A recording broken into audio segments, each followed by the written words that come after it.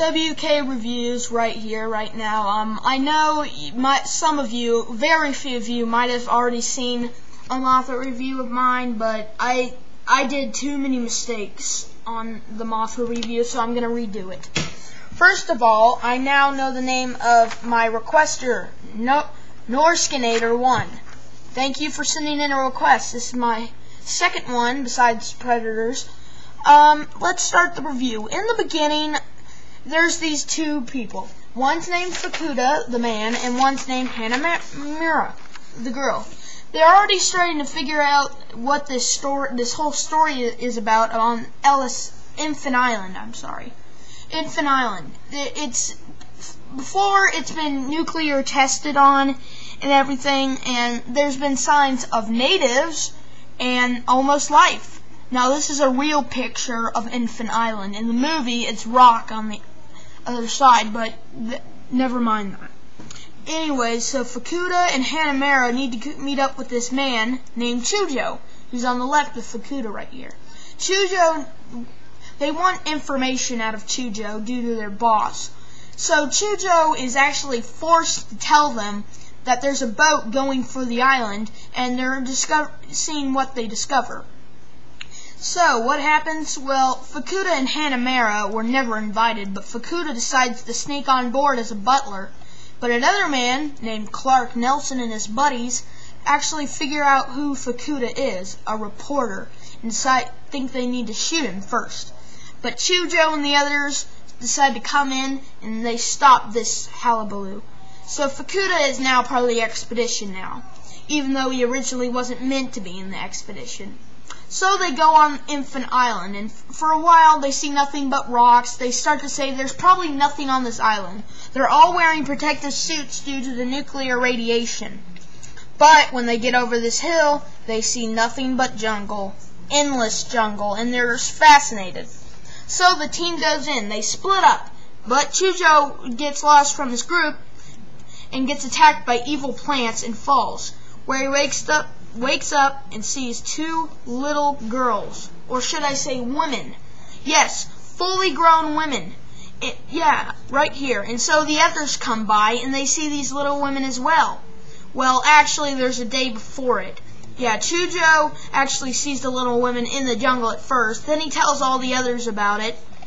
Yeah, he tells all the others about it, and they finally see the girls for their own eyes. But Clark Nelson picks them up and wants to use them for money. But Chujo and all the others say no, put them back. He had none of his henchmen by when this happened. So, guess what? The natives come and they're about to attack. So everybody's screaming at Clark Nelson to put them down, and he does.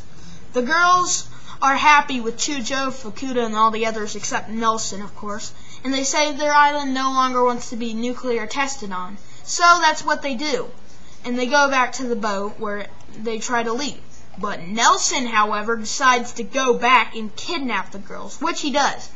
He shoots some of the natives. One of the natives climbs up to this temple and sees a giant egg, and he screams, "Mothra, help us," or something like that. So Clark Nelson secretly hides the twin fairies. And this is not cool by Mothra standard. So what do they do? Well, the natives of Ellis Island decide to worship the egg, and guess what hatches out? Yep, you guessed it, a giant larva. So what happens? The larva goes into the ocean and goes back to Tokyo, where in Tokyo, the twin fairy girls are forced to perform by Clark Nelson. And he's getting all the money, but Fukuda, Hanamura, and of course, Chujo, and all the other people just Chujo, Fukuda, Hanamura, and one of his kids decide to go visit Nelson a visit. He says he'll allow them in, but when they start talking, the girls start talking, they say that they give off an energy that attracts Mothra. Mothra's been sighted in the ocean. Battleships try to stop it. It doesn't work.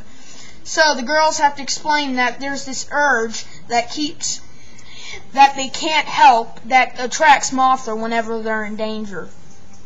And they started singing the song while performing. That's actually the calling for help sign. They didn't want anybody to get hurt, but eventually they did.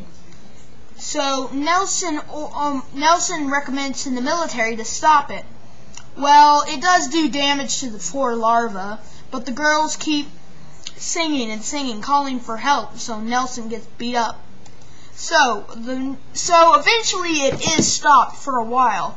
It destroys Tokyo Tower and decides to make a big peanut cocoon. I'm just kidding, it's a normal cocoon. But while it's hatching, the military decides to use their new heat ray guns to burn it. So it catches on fire and they think it's dead. So Nelson's all happy and everything. So he decides to start cheering with his fellow buddies. But the girls know that it's not dead. Yep, that's right. A giant moth, or should I say a butterfly, pops out of the cocoon and starts destroying the city. Then moves on to another city. Nelson runs away since he's most wanted for attracting the monster. Fukuda, Haramana, and Chujo try to actually chase down Nelson, which they eventually do with the girls in custody. Clark Nelson had custody of the girls. So eventually the military does find them, but Nelson shoots one of the guards, and then the guards shoot him and he dies. So Chujo, Fukuda, and Haramana release the girls, and then they call for Mothra to stop the fighting. But what happens? Well, here's the thing. They have to put them in this other box that, gets rid of the, thing. It hides the energy that the fairies give off. Mothra doesn't know what to do now. So what do? Well, at the airport in the city, they decide to draw a giant Mothra logo. Yeah, there's a symbol for Mothra. Mothra lands there and they release the girls. In the end, the girls come back, they all say sayonara, and it's a big happy ending. Well, not for Nelson. Stick in for part 2.